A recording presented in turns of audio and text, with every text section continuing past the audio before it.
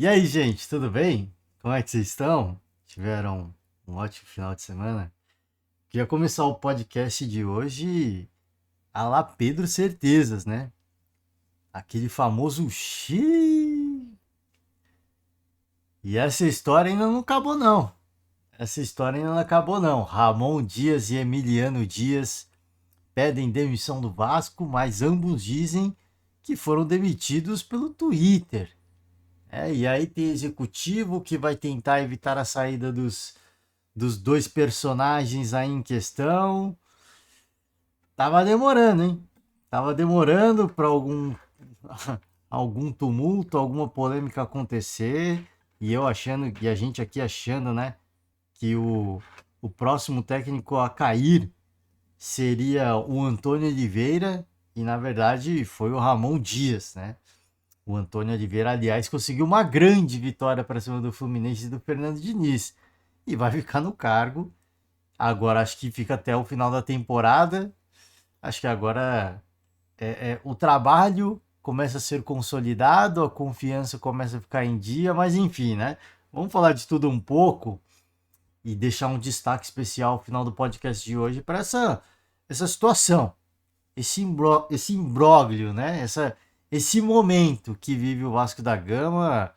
Cara, o Vasco parece que ele tá num multiverso de um loop infinito, que temporada após temporada parece que as coisas se repetem, né? Começa a temporada vencendo, dá aquela alegria pro torcedor, sim, e ano após ano, né? Ano após ano começa, dá aquela esperança ao torcedor, alguma coisa acontece, e aí fica aquela expectativa do que vai ser a temporada do Vasco, né? E aí passa uma temporada difícil, reinicia, inicia, reinicia, né, a reconstrução, né? Reinicia a reconstrução e aí parece que entra no multiverso do looping de novo, né? Então, vamos com calma, vamos passo a passo, deixando os créditos aqui de antemão ao Globoesporte.com, GE. A gente vai passar por todas as notícias esportivas. A gente vai primeiramente a agenda de jogos, porque tivemos resultados muito relevantes. Primeiro deles em destaque aqui, Flamengo e Botafogo, jogo no Maracanã, Flamengo mandante e um tabu permanece. O Botafogo vence, vence bem, vence tranquilo e fica aqueles questionamentos, né? Porque no jogo da Libertadores contra o Bolívar, o Tite falou tanto, né? E ele insistentemente, compulsivamente, ele citou a questão do planejamento, da ciência, do futebol, né? Que tem a questão da altitude, do calendário muito louco. E aí, né? E aí, uma coisa é você perder do Botafogo jogando muita bola, outra coisa é você perder do Botafogo jogando na força. Ah, agora vai ser o calor, né? Primeiro foi a sequência de jogos, depois, ao mesmo tempo, somando-se a isso a altitude, agora vai ser o calor, será? Então, existem questionamentos, reflexões a serem feitas não pelo torcedor, porque o torcedor vai cobrar resultado, né? Porque o Tite fez essa escolha. Ali, no jogo contra o Bolívar, até passei o pano, né? Eu concordei 100% com o Tite. E não vou deixar de concordar por causa de um resultado ruim. Sigo concordando com o Tite. Agora, poupar é uma coisa. O que aconteceu nesse jogo? Tá poupando? Tá, assim, todo mundo entrou no modo poupação, né? É esse que é o ponto. E do outro lado, né, Arthur Jorge já é exaltado como um salvador da pátria, né, por torcedor do Botafogo. Parece que tá vendo um repeteco do ano de 2023. Obviamente que torcendo para que o final seja muito mais feliz. Mas, cara, assim, desde os primeiros dias de Arthur Jorge, a gente via coisas interessantes, obviamente que muitos problemas, né? E eu acho que assim, é uma questão de tempo. Me parece que é um trabalho que vai dar resultado, tá? Torci muito para que desse certo, vou seguir torcendo e me parece que vai dar resultado. O torcedor já simpatizou muito com o português, teve históricos bons e ruins. Viveu o amor e o ódio com Luiz Castro, viveu apenas o ódio com Bruno Lage e agora parece que vai viver o amor com outro português, com Arthur Jorge. A gente fica, obviamente, na torcida, Óbvio que é tudo ainda muito cedo, tudo estágio muito inicial, né? Mas a promessa é muito grande, né? A promessa. E aqui a gente surfa na onda do torcedor. Agora, voltando à questão Flamengo, muitas reflexões a serem feitas em relação ao trabalho que o Tite vem executando, né? Ao trabalho que ele vem executando, porque até então era o único invicto da temporada, chamava muita atenção, e aí já veio uma derrota para o Bolívar e agora mais uma derrota em sequência, né? E tudo isso embaixo de um discurso de que, né, primeiro tem que poupar, aí os jogadores reclamam do John Textor, que fica falando de arbitragem, e isso fica condicionando a arbitragem. Fato é que o Flamengo não jogou nem contra o Bolívar, nem contra o Botafogo. Não adianta falar que lá era uma questão de planejamento, e eu entendo, não, lá adianta.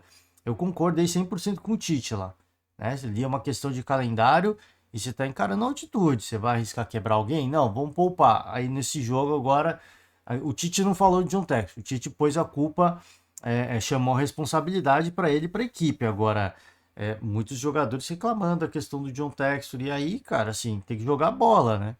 Tem o Cruzeiro, vamos seguir aqui, antes para a gente não se delongar. Cruzeiro 3, Vitória 1, jogo despedida do Ronaldo, teve faixa, né? O torcedor levou faixa, estendeu ali a sacolinha do mercado, né? Do empresário que vai comprar o Cruzeiro do Ronaldo. Corinthians reencontrando o caminho das vitórias no Campeonato Brasileiro. 3-0 para cima do Fluminense com direito a show da cria da base. Aliás, cara, o segundo gol do Wesley aqui é uma coisa pra gente fazer um desabafo, né? Ali foi obsceno. Assim, foi uma das coisas mais bonitas que a gente viu. Um dos gols mais bonitos que a gente viu nos últimos tempos. Ali foi uma parada obscena.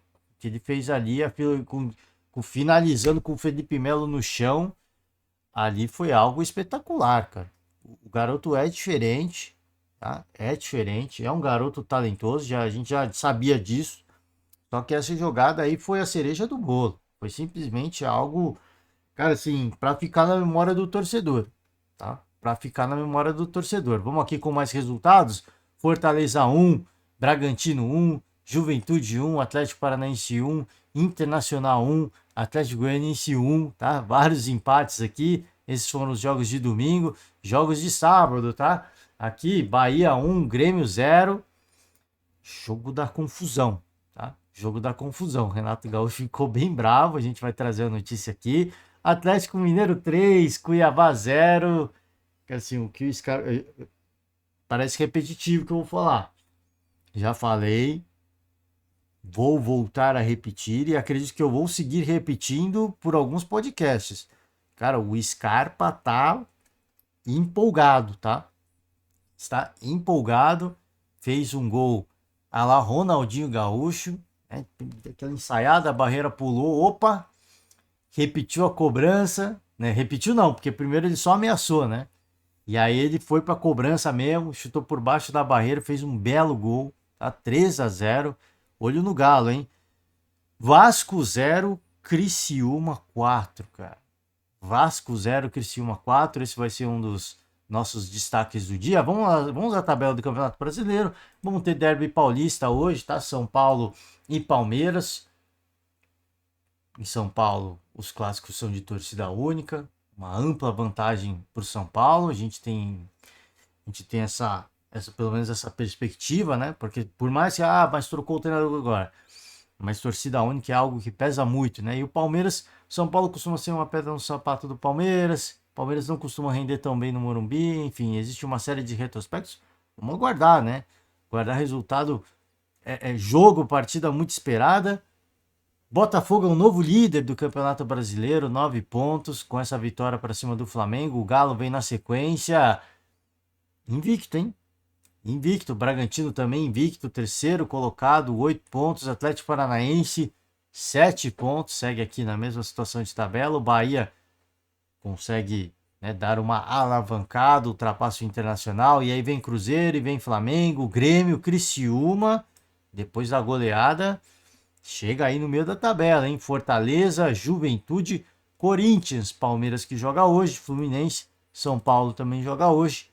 E aí, né, o Vasco mais uma vez na zona do rebaixamento. Vasco da Gama, Vitória, Atlético Goianiense e Cuiabá, tá? Vamos passar aqui pelo Viralizou do GE, tá? A gente tem um compilado de algumas notícias, alguns memes, situações inusitadas, tá? Entretenimento, como por exemplo, esse lance do Bolazzi. Beira-Rio, tá? Beira-Rio. A gente destaca aqui o gol do Borré, tá? Primeiro gol do Borré no estádio Beira-Rio. Deslanchou, né? Acho que deslanchou.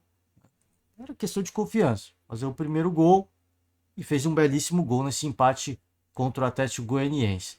O Tabu, né? Luiz Henrique fez um golaço e aí depois ele falou que foi no treino, não deu certo, né? A jogada ensaiada.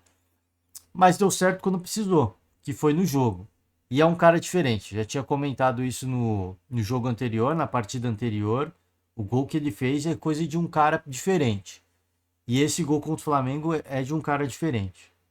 Uma cobrança. Opa, abriu a telinha aí do lado. Uma cobrança de escanteio. Ele bate de primeira.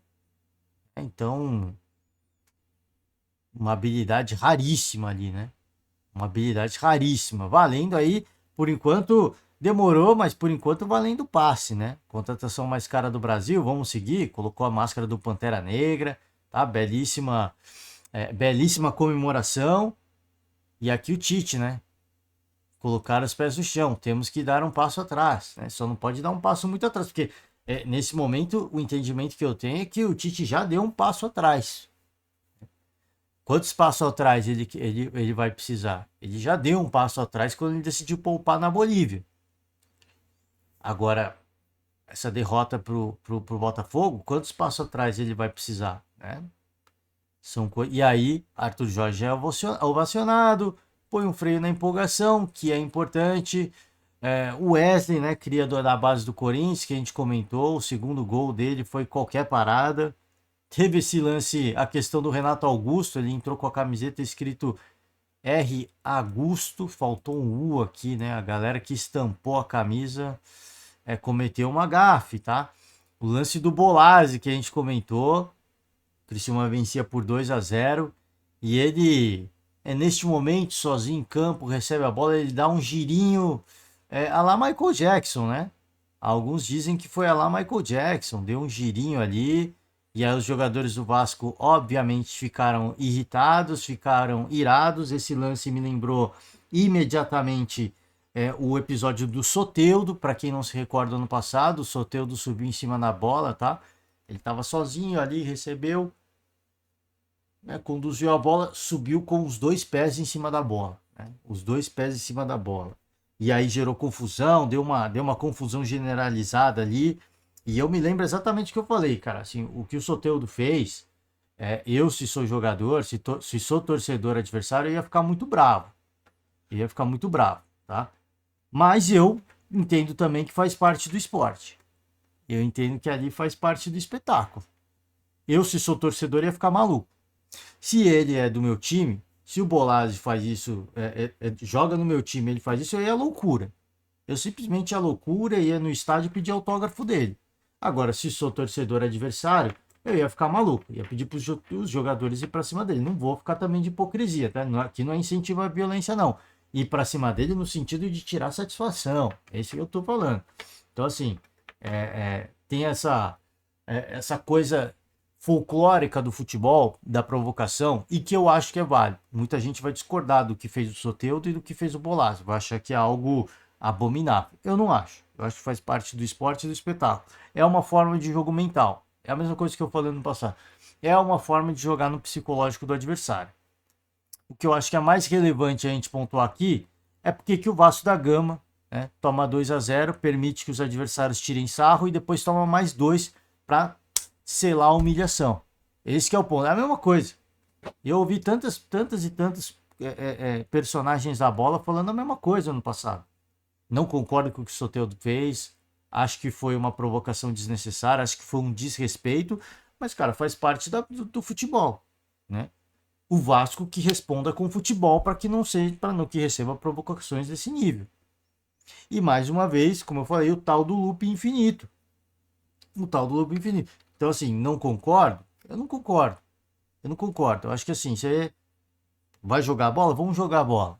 Vamos jogar bola. Como é que você respeita o adversário? Goleando ele. Que foi o que o Criciúma acabou fazendo. Goleou. Mas você não precisa passar a perna, dar chutinho no vácuo, subir em cima da bola, dar um girinho. Eu acho que não precisa.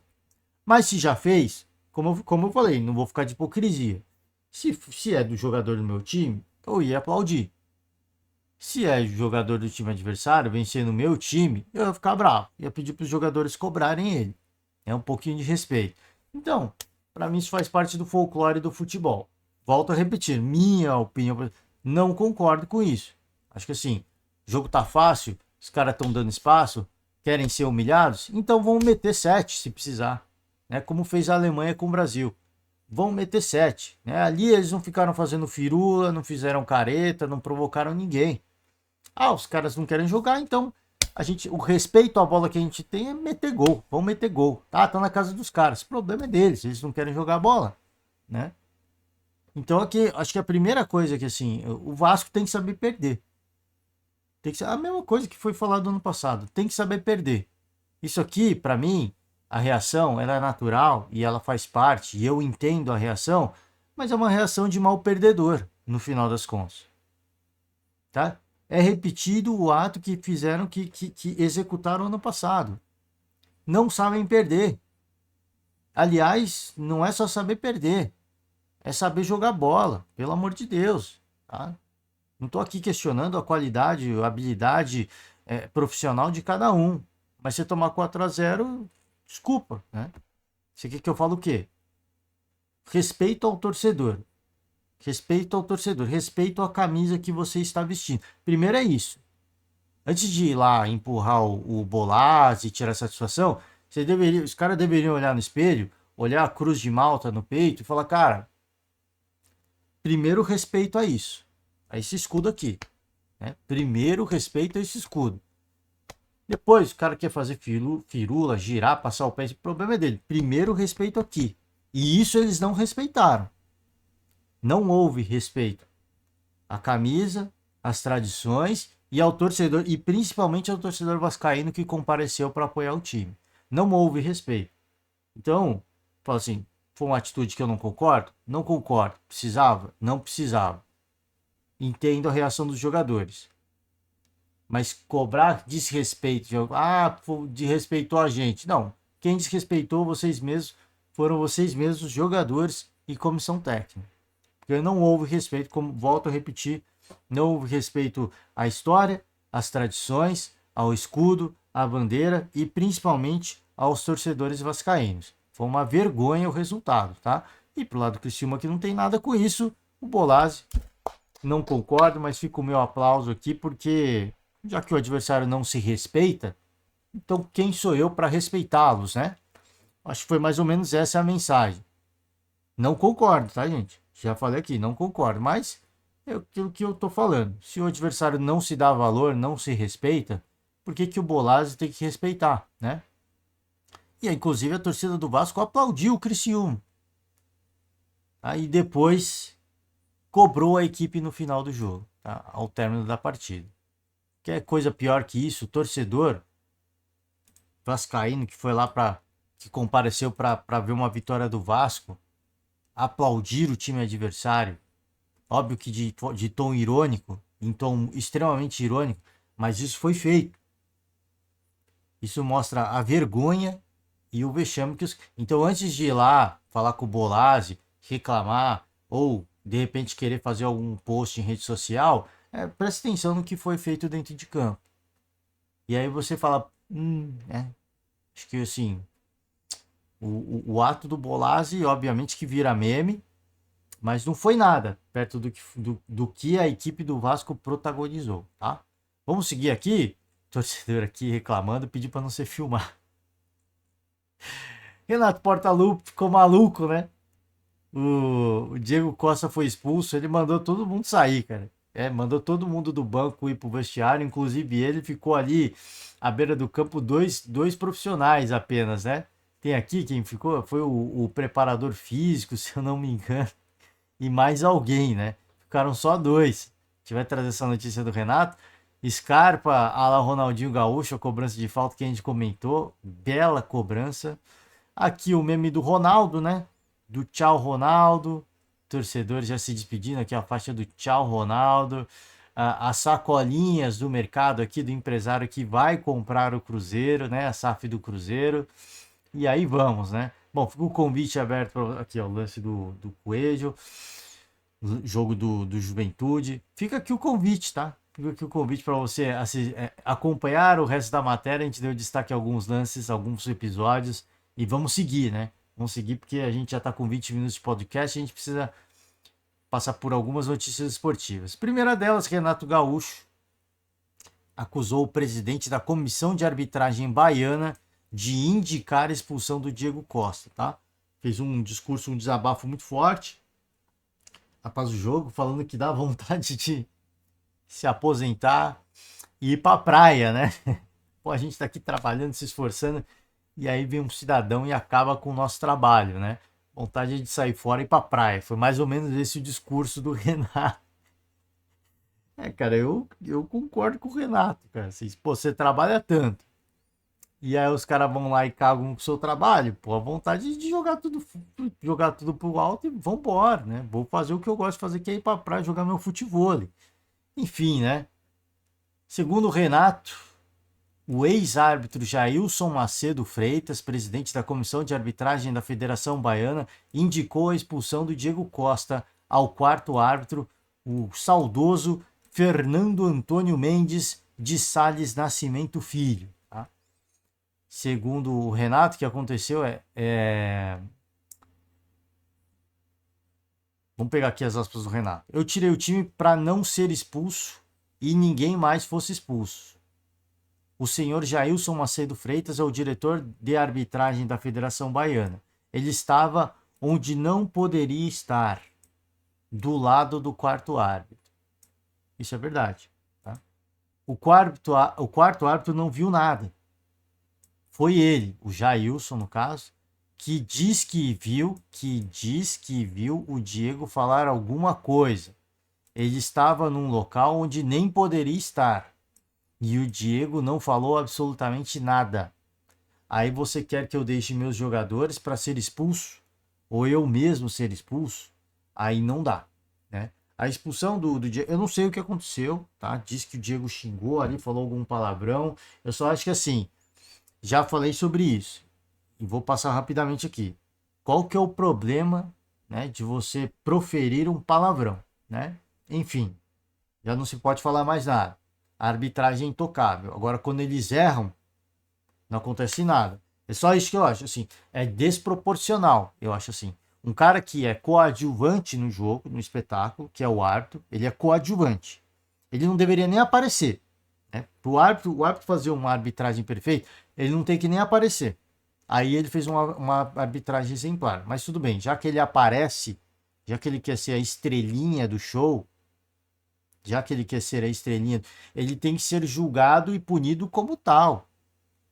Você pode falar assim, ah, não, mas o árbitro é o elo fraco. Tudo bem, se ele fosse discreto, não aparecesse, né, ninguém falasse o nome dele, aí eu concordo. Não, eles querem chamar a atenção. Eles querem ser o protagonista, eles querem estar no centro do palco. Então, já que eles querem entrar no centro do palco, eles têm que ser punidos como tal, porque agora fica desproporcional. Fica o diz que não diz, que o Diego xingou o cara e ninguém tem imagem disso, e ninguém tem a prova disso, e fica a palavra de um contra o outro. Qual que é o problema do Diego ser expulso? Ele não joga, ele fica com gancho. Né? O gancho é normal. O gancho é para como se ele estivesse dentro de campo. Então fica o tal do disse porque não disse, é o que eu falei, né? Fica desproporcional, né? Fica desproporcional. Eles podem fazer o que eles querem, eles podem alegar o que eles querem, eles podem punir da forma como eles querem, isso não é apurado. E eles não são punidos de forma. Aí você xinga, né? Que é uma coisa corriqueira do dia a dia. E não pode mais, né? É intocável. Não pode mais. Assim, existem coisas que precisam ser revistas assim, seriamente. Uma coisa é o cara tentar contra a honra, né? Assim, o famoso FDP que a galera usa corriqueiramente é um xingamento, sim, mas é algo que já é corriqueiro, é parte do nosso cotidiano. Uma coisa é o cara, pô, caraca, FDP, normal. O cara insistentemente ficar xingando a mãe do cidadão, apontando o dedo, aí é um outro tom. Você entende? Às vezes é um tom de desabafo. Eu não sei se o Diego falou ou não alguma coisa. O que eu tô dizendo assim, às vezes o cara fala num tom de desabafo ali com ele mesmo. E o quarto árbitro, ou o presidente da comissão, ou o próprio árbitro principal, não tem nada com isso. Né? Não tem absolutamente nada com isso. Eu volto a repetir, eu não sei qual o contexto e o que aconteceu, tá? Irritado, embora não tenha subido o tom das declarações, o técnico citou até John Textor, presidente do Botafogo. O dono da SAF do Clube Carioca tem feito acusações de supostas manipulações no futebol brasileiro, inclusive entregando documentos à Polícia Civil. Eu estou até calmo para explicar, mas temos que pensar no futebol brasileiro. Até onde a CBF quer que o campeonato ande naturalmente? Ou será que temos de dar mais atenção ao presidente do Botafogo pelas entrevistas dele? Uma pessoa que é diretora de arbitragem da Federação Baiana do lado do quarto árbitro. Ele apontou e mandou expulsar o Diego, reforçou o treinador, tá? Vocês querem que leve o futebol brasileiro a sério? Eu estou aqui por vocês, porque ninguém deveria estar dando explicações. Se depender do presidente, só a molecada disputar o Campeonato Brasileiro. Vamos fazer os pontos necessários e botar os moleques, tá? Bom, vamos ver. Assim nos próximos episódios, as apurações. Eu acho que assim, a imprensa tem um papel importante em ajudar a apurar esse tipo de informação. A gente espera que isso aconteça em algum nível, porque mesmo que o Diego tenha xingado, né, o Jailson Macedo Freitas, como disse o Renato, não deveria estar lá. Se é que foi ele que indicou. Só estou falando assim, seguindo a história do Renato, tá? De acordo com a história do Renato. Renato faz uma acusação, isso vai ser apurado. Isso tem que ser apurado. Se a história do Renato for verídica, este cidadão nem deveria estar lá. Nem deveria estar lá. Mas enfim, vamos com o jogo do Cruzeiro, tchau Ronaldo, né? Vamos ver se vai acontecer, né? E quando vai acontecer. As notícias da venda da SAF já não são novidade, né? Mas o torcedor aproveitou para tirar uma casquinha aqui, né? A gente tinha trazido a imagem do tchau Ronaldo. Vem recebendo muitas críticas, tá? Obrigado, Pedrinho. Pedro, né? Que é o nome do empresário. Pedro Lourenço. Torcedor agradecendo. Pedir, assim, o tchau Ronaldo eu entendo. O tchau Ronaldo eu entendo. Agora, o obrigado, Pedrinho, calma, gente. Calma. Não vamos emocionar, né? Não vamos emocionar, porque a gente não sabe como é que vai ser a gestão, hein? A gente não estou querendo dizer aqui que vai ser uma gestão ruim, eu estou pedindo calma, né? Porque senão daqui a pouco é tchau Pedrinho também.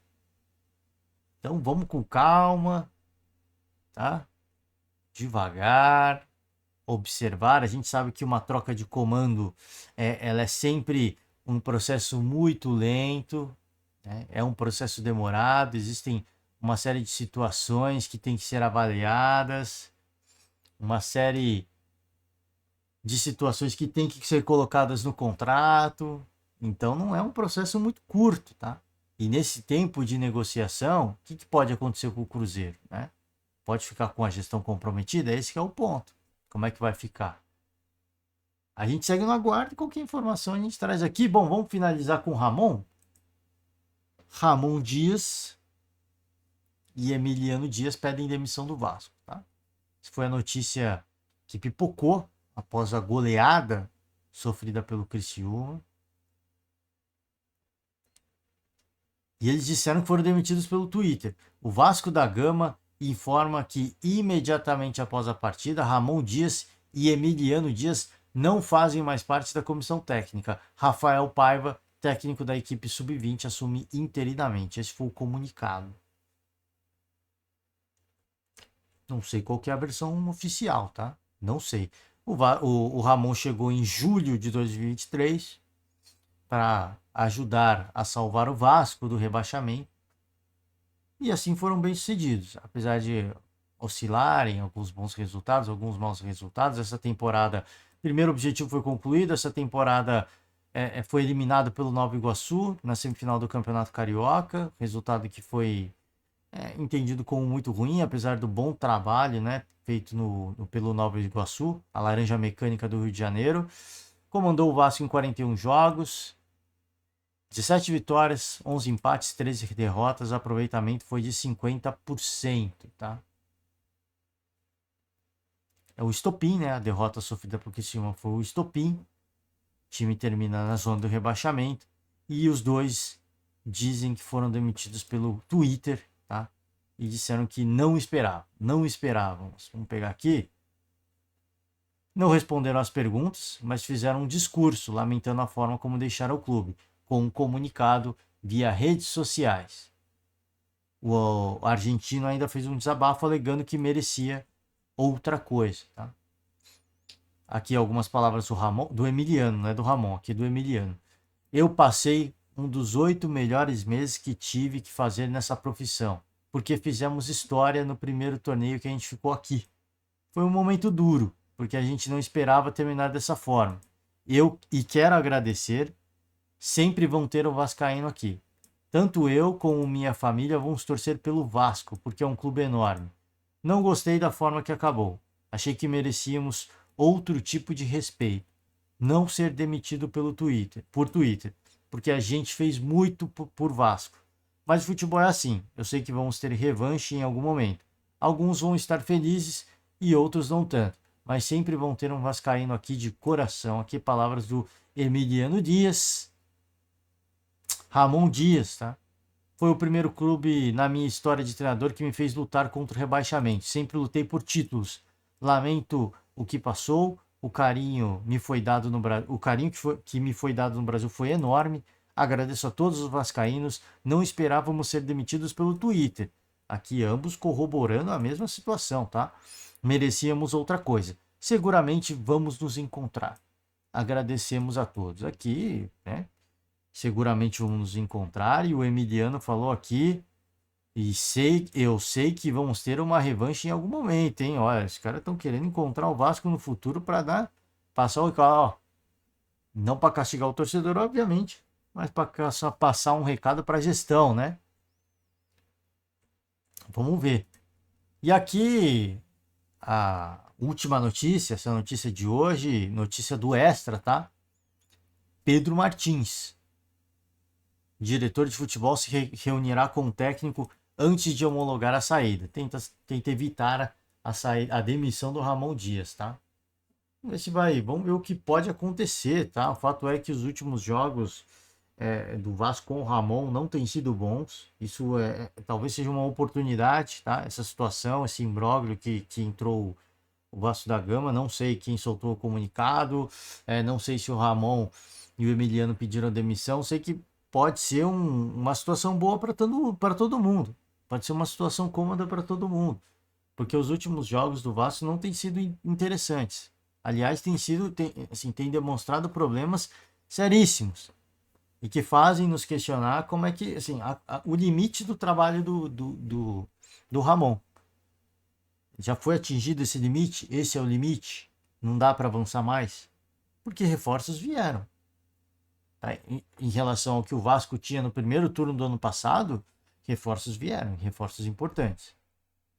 O Vasco tem um centroavante que eu acho que, assim, 90% das equipes do Campeonato Brasileiro gostariam desse centroavante. Acho que, assim, se você perguntar, é óbvio que, assim, tem equipes que estão bem servidas. O Flamengo está bem servido? Tá. Tem o Pedro ali que tá uma loucura, né? Que joga o Pedro, não precisa nem ser falado. O Palmeiras está bem servido? Tá. O Palmeiras tem o Henrique ali, às vezes entra o argentino, o Flaco Lopes, né? Tá bem servido de atacante. O Atlético Mineiro tá bem servido? Tá. O Atlético Mineiro tá bem servido. Tem Paulinho ali, né? Às vezes o Hulk avança, o Scarpa tá goleador. Mas assim, falando de atacante, Paulinho, pô, tá bom, né? Sempre entra ali.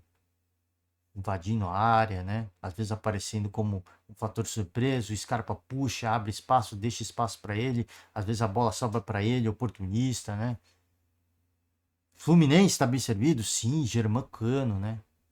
Internacional tá bem servido? Sim, Internacional tá bem servido. Tem o Borré, né? Investiu muita grana no Borré. Agora, assim, se você perguntar para todas essas equipes, você gostaria do Veguete? Eu tenho certeza que ninguém recusaria. Assim, pelo valor correto, tá? Pelo valor correto. Chega o empresário, pô, o preço é esse. Você pagaria? Pagaria. Você gostaria do Veguete? Gostaria. Eu gostaria. Para compor meu elenco, eu gostaria. Então, o Vasco da Gama tem um cidadão, um profissional, que talvez 100% das equipes do Campeonato Brasileiro gostariam de ter, não que precisam, e que 90%, 90, 80, 90% precisam.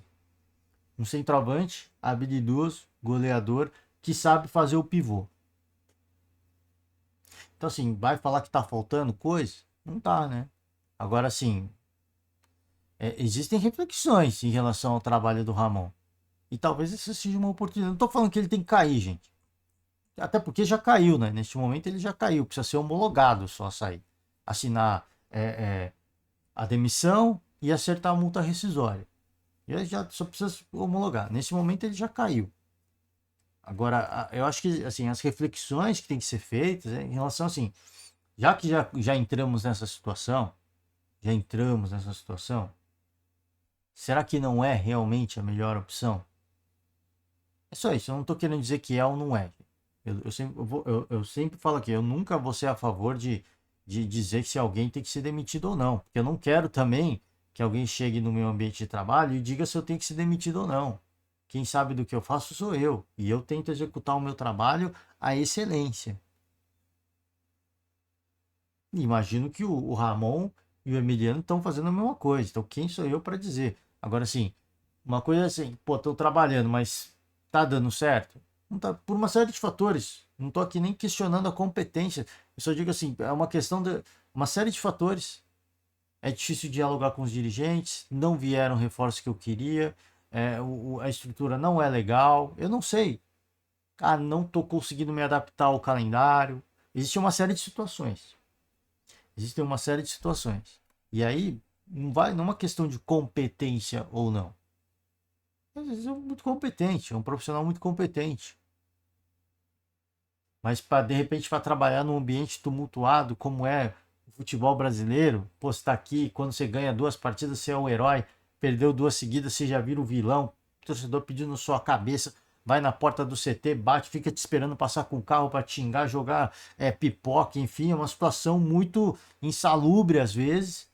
Às vezes os caras não se adaptam. Né? Não sei, gente, é que a gente está só levantando hipóteses do que pode ser,